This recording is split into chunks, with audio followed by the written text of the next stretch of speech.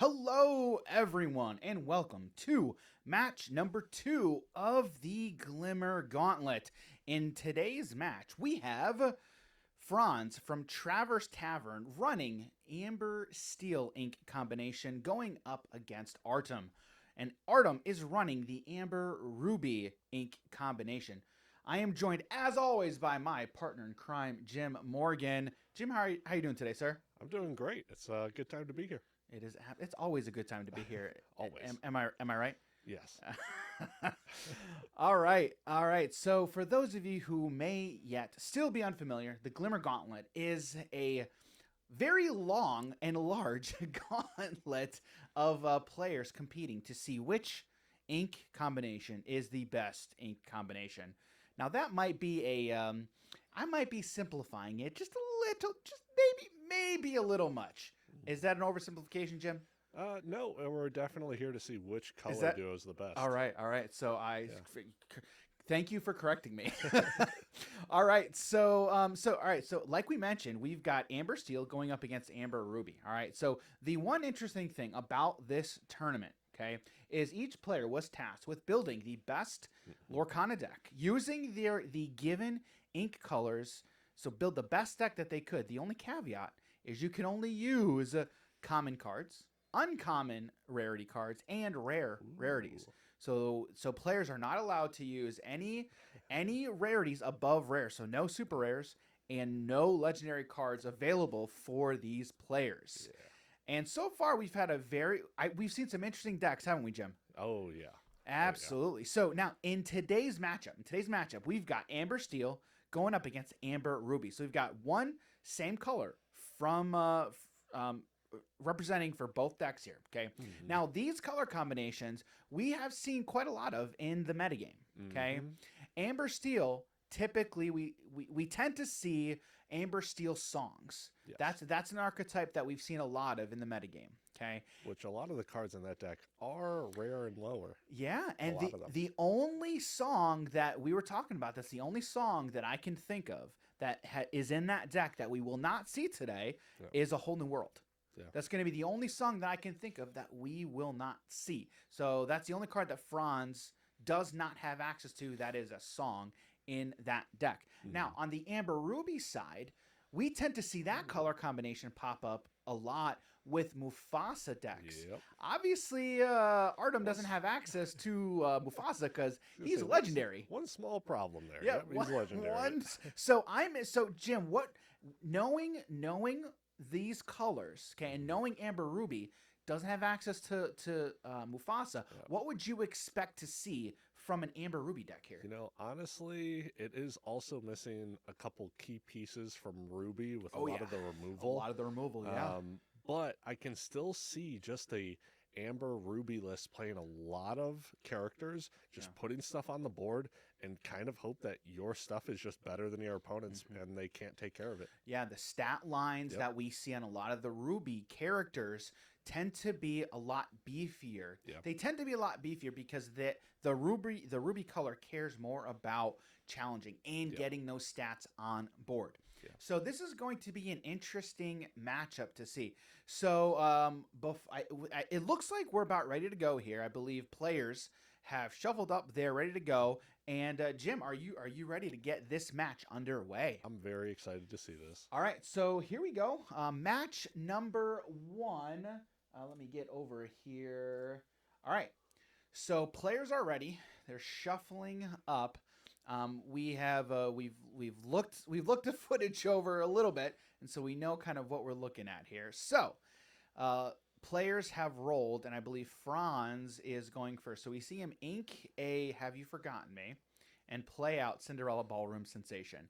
Probably the best one drop that we could see here, right, Jim? One of the best one drops you can play in this game right now. Oh man, I mean, Cinderella Ballroom Sensation is a phenomenal card. And honestly, probably the premier one drop in that color combination. So we see Artem ink and Aladdin Street right here and pass. So no turn 1 play from Artem. We see Franz ink Bare Necessities, another great 2-drop. And we see the Goofy come down on turn 2. And is Franz going to quest? Nothing. So Franz passes here. Interesting. Do you think that seems to be an interesting play? What do you think about that, Jim? I don't think it's terrible, and as of right now, it does look like Artem is playing a little bit more defensive. Even if he had a 1-drop, you don't want to play it just in case the Cinderella can take it out. And because there's a lot of the advantage there's a lot of off it. 2-drops, like Queen of Hearts in particular, that's got rush. Yeah. And so we see Artem bring out Simba Protective Cub, not in bodyguard stance, because there's no need no need to do that here. So, all right, so play goes back to Franz here. Looks like he's exerting Pluto potentially to bring out a Hercules. Yep, that's a Hercules bodyguard. Ooh. And we see Cinderella sings Strength of Raging Fire to take out the Simba Protective Cub. What do you think about that play, Jim? Honestly, that was kind of a beautiful play. To be able to throw out a... does that Hercules have bodyguard? Yes. Throw out the bodyguard to protect the Pluto and the Cinderella to then be able to control the board on top of it. So now it doesn't even matter if he drops a rush creature. Well, and the thing is, too, is Franz didn't ink there. Yeah. There's no need. Yep.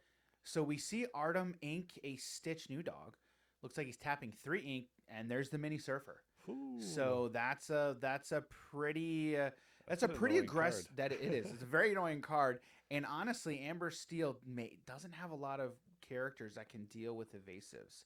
But we see another Strength of a Raging Fire. And it does look like he's just hard casted. He hard cast it. Yep. And looks like he is questing for 3. So Franz is up to 3 to Artem's 0. That's got to feel bad for Artem, bringing down 2 characters just to get immediately removed. Jim, what does that feel like? Honestly, I'm not too sure, but doing it to other people is a phenomenal feeling when you just have board control and be able to take out your opponent's stuff. All right. It's a great feeling. Yes, it is, Jim. It is. All right, so we see a Pongo come down for Artem, and then it looks like, again, another bodyguard coming down for Franz. Man, he is just really cool. He seems to be really controlling the board here, and then now using Hercules and Cinderella to quest with both of them up to 5. Yeah, it seems like a really difficult place for Artem to be at. Yeah, he hasn't been able to get anything to stick. Yeah. Now, I'm not sure how many cards Franz has in hand right now. That would be the question. That would be the question that I would have. Mm-hmm. But the thing that we're seeing from Artem is these evasives. Ruby has access to a lot of evasive characters. So we see Artem ink the dock and now plays out a dock as well as, all right, there's Stitch Little Rocket, Jim, one of Jim's favorites. As soon as you brought up the Queen of Hearts with Rush, instantly my brain went to this card. I'm like, the 3/1 Rush Stitch is a phenomenal control card. Yep. Amber just has access to a lot. All right, so now we see play goes back to Franz, singing Strength of Raging Fire with the Cinderella, taking out that threat from that Stitch Little Rocket. I think it's Stitch. Is it Stitch Rocket or Stitch Little Rocket? I can't remember. I forget exactly. I forget. But look at Franz's board now. Yeah, this Franz seems to be in a commanding position, questing with his other characters. Now up to 9 to Artem's 2. Yeah, this is really getting out of hand. Yeah. I mean, it does look like Franz is in top deck mode, but again, he doesn't have much to worry about because again, with Amber and Ruby, we're nowhere close to turn 7 for Be Prepared. There's not a lot of removal options that Artem has access to other than hard removal. Maui on 5? We could have Maui, which I believe we're seeing 5 here, and so plus we do have the dock on board. So questing. So all right, so now we see Hades. All right, so we see Hades come back, and this is a good turn for Hades to come back. Yeah. So it looks like we see Artem grab the Franz. I'm kind of interested. I'm kind of surprised that he didn't grab the Stitch there. Are you, Jim? A little bit, but the same turn that he did play the Stitch the previous turn, he didn't attack with it either when all of his stuff was tapped. Right. And That's true. is he able to take out anything? I mean, Anything the important? Hercules, but again, you got to take out those bodyguards in order Yeah. to take out the real Yeah. threats. It does seem like he's trying to race with this, but I just don't think it's enough. No, Especially being this far behind. Fra- on Fran- top of the Franz is spot already removal. Franz is already off to the races, and you can tell he just used Hercules to take out the dock because which was a good challenge there, which was a very good challenge there. And it's very important in these card games to have a lot of resources. So if you look at the Inkwell in comparison to one of them has 4 while the other one's at 6. So they've now used 2 more cards to be establishing board control and getting presence. And sure, he's behind on ink, but as you can see, the board state just Yeah, tells everything. it does. It does. And Franz was able to get so much value out of that Pluto, Yeah. and that Pluto is still on board from He's turn still on 2. board. But and again, Franz was able to utilize Yeah. the Hercules and the Noi. I'm sorry, not the Noi. Lilo's sister Nani. There we go. Thank you, brain. The brain fart there. Yeah, the Hercules and the Nani. And again, I think these cards, particularly Nani, you and I were not very kind to Nani in our set review, right? But again, that's from a constructed standpoint, right? And so in a limited format such as this, those cards provide a lot of value. Yeah. And so we see now both players shuffling up the cards. Looks like Franz takes game 1, and that was a pretty dominant performance by that Amber Steel list. So, all right, as players shuffle up and get ready for game number 2, we will be back for game number 2 here in a second. All right, ladies and gentlemen, welcome back to the Glimmer Gauntlet match number 2. We are getting ready for game number 2 between Franz and Artem. All right, so Artem going first, and we see him ink another Aladdin to play a 1-drop Goofy. Probably, I said, yeah, that's what I meant. He's a dog. Oh, my bad. My bad. I just thought you were being goofy right now. Yeah, we see Pluto. We see Pluto. You also did that in game 1, but I didn't say Did anything. I? Yeah, you did. Oh, wow. Thanks, partner. Thought it was funnier. They're both dogs, Yeah. All right, so I'm corrected. We have Pluto from Artem, and we see Franz Inky Captain Hook. Oh man, we got 2 dogs here on board. We got 2 Plutos. 2 good boys. 2 good boys. 2 Plutos. Probably one of the best 1-drops in set 3. To be quite honest with you, I'm a big fan of that card. What about you, Jim? Yeah, to be able to bring out characters for cheaper cost, it's pretty nice, especially if you're able to defend him. Yeah, and we'll see. It looks like Artem is exerting the Pluto to play out. Oh boy. We see a man. Baloo. Speak of the Baloo. All right, so we see a Baloo come down, being exerted into bodyguard form. Baloo, another great 1-drop from set 3. And we see, okay, so now we are seeing another, oh my goodness. Oh, man. That was a turn 2. So from Franz, we Wow. see him exerting the Pluto to play Cinderella, Ballroom Sensation, into Simba Protective Cub. What do you think about that play, Honestly, Jim? I thought Artem had a really crazy turn too, and then I just saw what happened here. I honestly, I can't believe both of those turns just happened. That's crazy. And now we're seeing, okay, so now we see Pluto again being exerted Yeah. by Artem to play a Pongo, Pongo, good old boy. I can't remember his sub Pongo name. evasive 4-2. Yeah. I like that. Both players playing ahead of curve here. Mhm. And now we see Artem get out to a head start with questing with Baloo for 1. And looks like Cinderella singing. Cinderella Yeah. is, of course, singing Ooh. Strength of Raging Fire to take out the Wow. Goofy. The Pluto. Oh, I did it again. Oh, my goodness. I'm not doing this on purpose. Oh, my word. It's been a long day. Yep. It has been a long day. Thank you, Jim. Good thing I'm here. Exactly. Goodness gracious.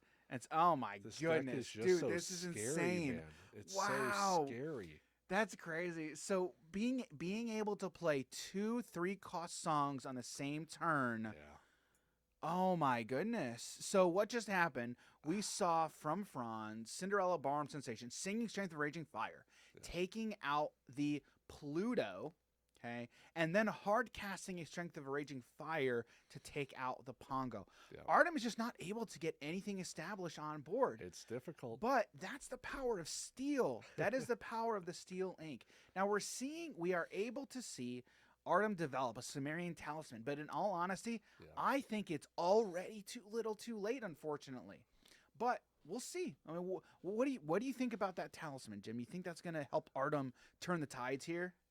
It's honestly, it's very difficult to say, because if Franz is able to just establish this board and be able to get a lot of lore every single turn, I don't really think it matters just how much more advantage he gets if he's not able to keep anything out on board. And this Baloo doesn't even stop his opponent at all. It doesn't.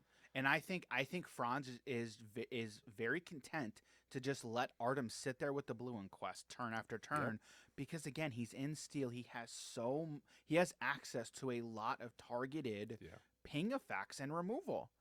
And so we see the Stitch. Are we going to see the Stitch come down? Looks like Artem is going to bring down the Stitch, take out the Simba protective cub. I mean, if you are Franz, you got to feel good about that. Yeah, you know. I mean, if that's what you're doing with 3 costs. Artem was able to draw off of the talisman there. Yeah. So draw off the talisman, which is great. And so now we see Artem drop another Pluto. Pluto, guys, I got it right. It's Pluto.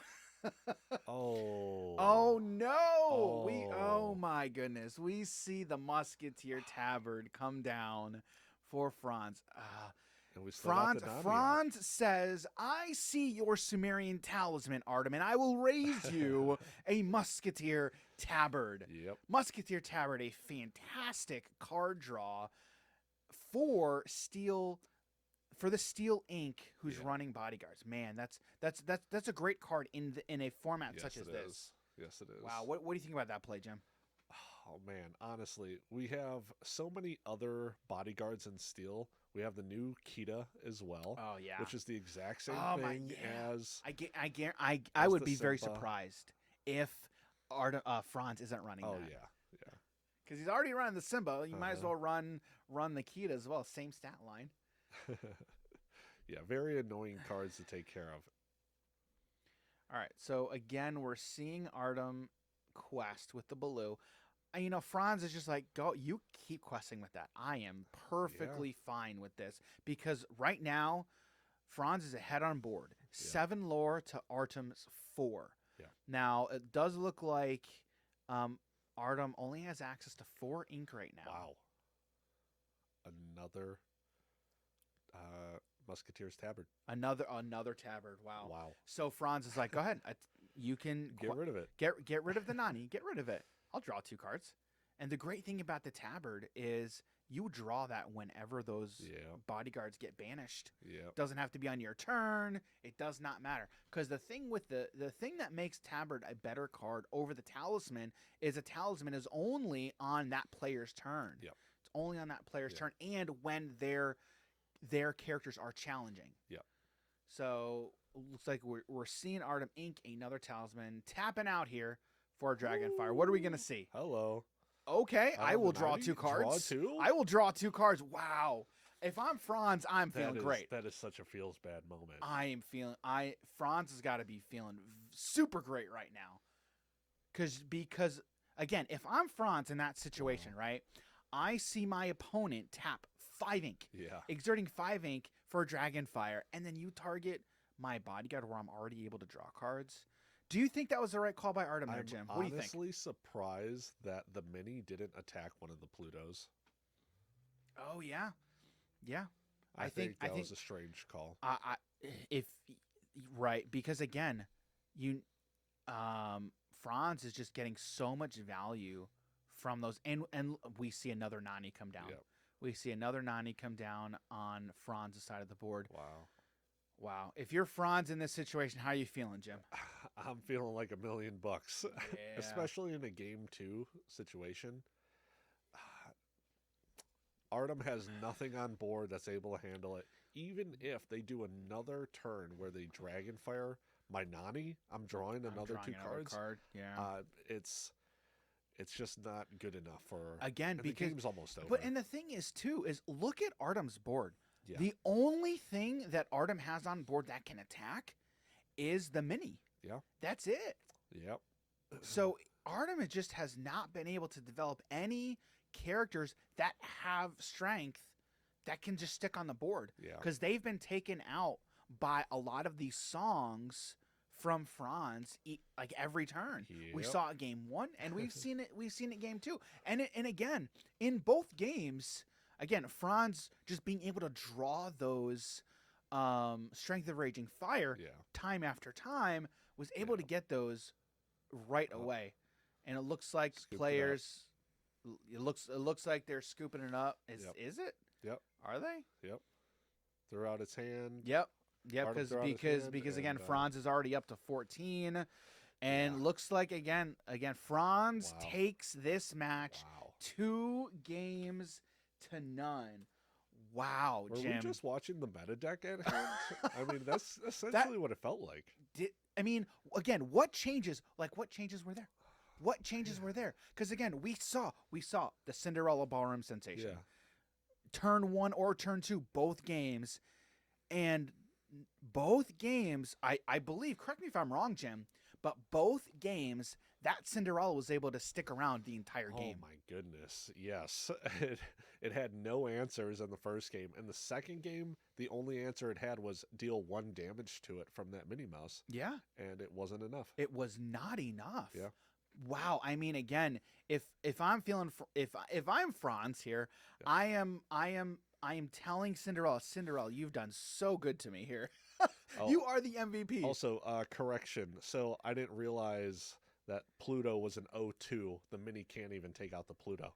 So it had to go for a quest. Well, again, that or you waste 2 turns trying to take it out. But again, if you waste 2 turns trying to do that, that's 4 lore you're not questing for. Yeah.